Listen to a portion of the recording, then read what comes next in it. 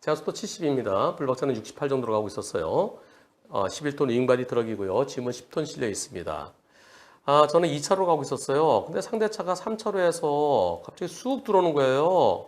와, 들어오더니 갑자기 펑 멈춰요. 제 앞으로 쑥 시선군에 들어오더니 노란불이 켜니까 그냥 멈추는 겁니다. 제 차량이 높다 보니까 사각지대 끼어들어 처음에는 잘 안 보였어요. 근데 저 뭐야 하는 순간 멈출 수 없었습니다. 실선에서 넘어왔지만은 실선 길이가 18.4m래요. 2021년 4월 17일부터는 30m 이상 그게 없어졌어요.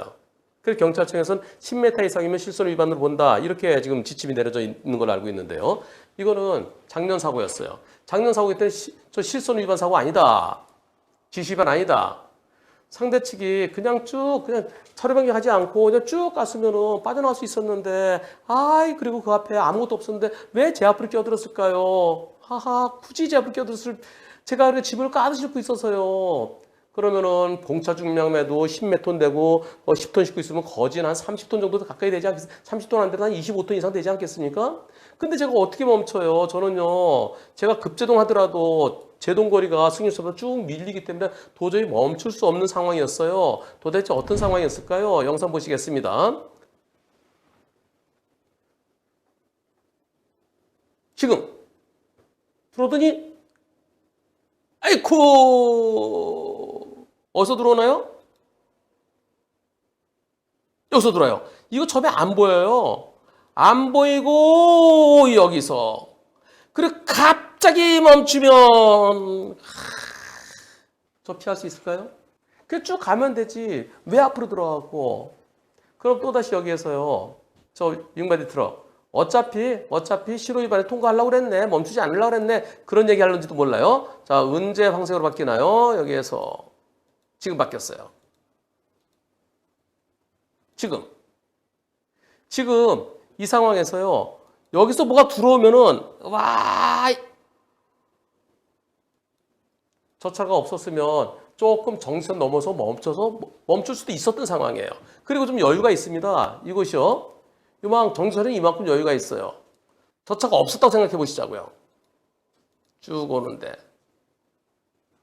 틀면서 이 차가 없었으면은 여기쯤에 멈출 수도 여기쯤에 어떤 분들은 어차피 신호 위반하려고 마음먹었기 때문에 그래서 못 피한 거야, 이런 분도 계실 것 같아요. 자, 여러분들 이 영상 보시고 과연 불박차는 잘못이 있습니까? 투표해 보겠습니다. 상대 측은요, 그래 내가 진로 변경한 거 잘못했어, 하지만 너도 40% 잘못 있어, 이렇게 얘기합니다. 여러분들 의견은 어떠신지요? 윙바디 트럭에 잘못 없다, 윙바디 트럭에도 일부 잘못이 있다. 투표해 보겠습니다. 여러분들이 100% 윙바디 트럭에 잘못 없다, 이 사고 자체에 대해서요, 황색불로 바뀌는 순간 저 윙바디 트럭은 저 승용차가 안 껴들었으면 그냥 통과해 갈 수도 있었고요, 또 멈추면은 조금 요만큼 멈출 수도 있었던 상황으로 보여집니다. 다시 한번 보시겠습니다. 자, 지금요, 지금 황색으로 바뀌는데요, 요 차 길이를 생각할 때 여기 한 12m 될까요? 하나, 둘, 세 개가 안 되죠? 정선까지 30m가 안 되는 것 같아요. 무거운 트럭이 30m에 멈추는 건 쉽지 않습니다. 그럼 저 트럭은 저 승용차 끼어들지만 않았으면은, 빨간불로는 이때 바뀌는데요, 좀 다소 무리하게 교차로를 통과할 수도 있을 거고요, 또는 그 앞에 정선 앞에 여유가 있으니까 여기쯤에 멈출 수도 있었을 것 같아요. 그런데 저 차가 갑자기 들어와서 더 급제동하면 이 사고 자체에 대해서는 저 윙바디 트럭에서 도저히 피할 수 없었겠죠. 윙바디 트럭이 너 황색불에 곧바로 정선에 멈췄을 텐데 왜 못 멈췄어? 그건 다른 얘기예요. 그거는 윙바디 트럭에 68일 때에 짐을 싣고 정지거리가 얼마냐? 그럼 내가 멈춘 데가 어디냐? 딜레마 존이 아니냐? 그건 나중 문제고요. 내가 잘 가고 있는데 갑자기 쑥 들어서 급제동하면 저걸 어떻게 피하겠습니까? 그래서 저는 윙바디 트럭에게 사고 자체는 잘못이 없다는 의견입니다. 황색불에 멈추려고 노력하지 않았다? 그건 나중 문제예요. 그런데 저 승용차 측에서 분심이 걸어왔어요. 승용차 60, 윙바디 트럭 40. 트럭의 보험사는 무슨 소리야? 갑자기 끼어들어갖고 급제동하고, 자, 변경하고 급제동하면 저거 어떻게 피해? 못 피하지. 100대 빵이라고 주장했어요. 그런데 분심위에서 어떻게 판단했을까요? 이렇게 판단했습니다. 70대 30.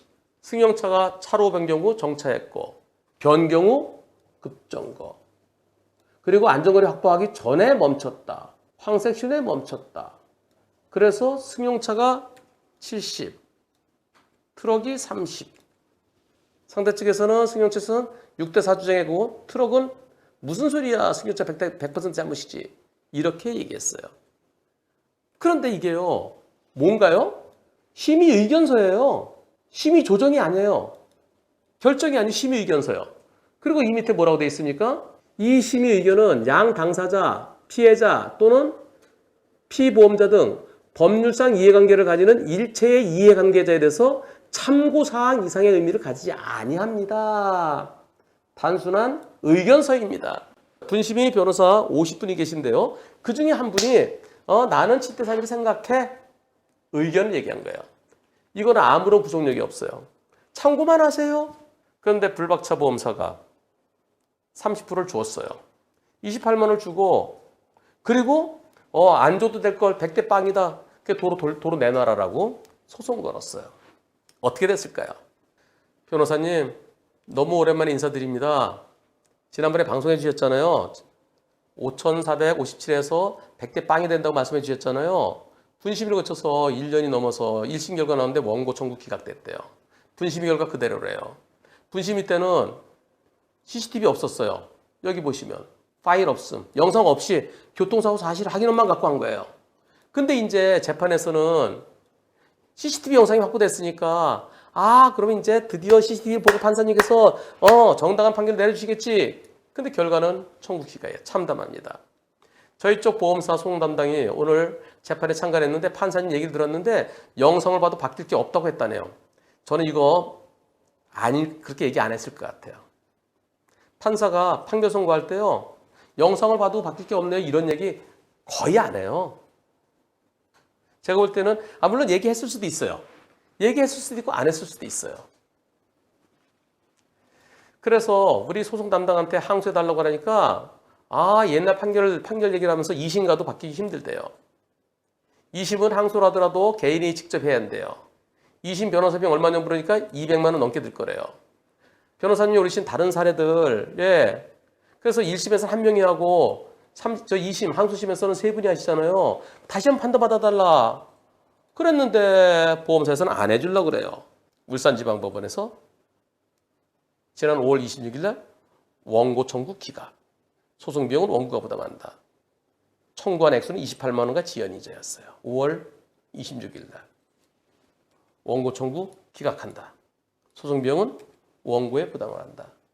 원고는 윙바디 트럭의 보험사 직원이 나갔고요. 피고도 승용차 보험사 직원이 나갔습니다. 변호사 없었어요. 청구한 액수가 28만 원이에요. 28만원인데 항소심 비용이 200만 원 든다고요? 어이구, 웃기는 소리 하네. 28만 원에 10%예요. 그 28,000원이에요. 근데 너무 적으래. 변호사들 28,000원 너무 적다.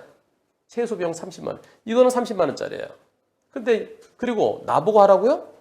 소송을 나보고 하라고요? 아니죠. 이거는 보험사끼리 소송이죠. 보험사끼리 소송인데 참나, 곧바로 항소해달라고 그러세요. 질문 자체는 자차 보험 없죠?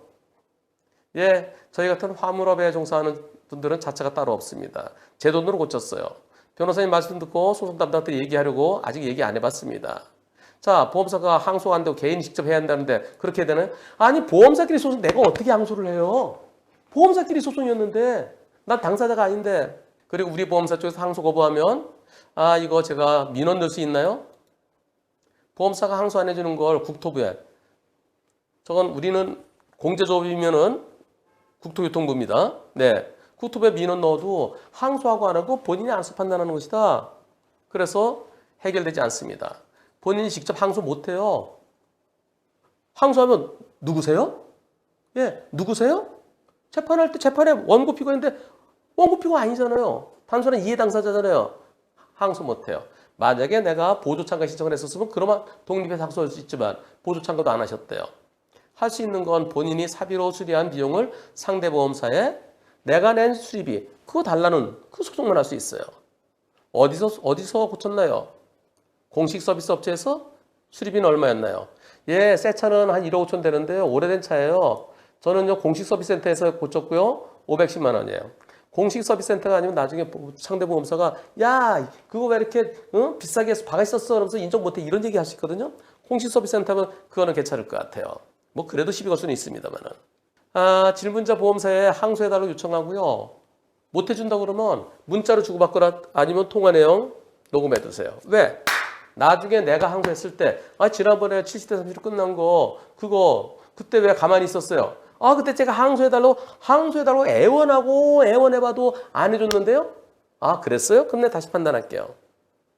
그런데요. 지금 이거 저는 심의 조정인 줄 알았어요. 양쪽 보험사끼리 심의 조정이었으면 그러면은 불박차 보험사가 항소할 수 있습니다.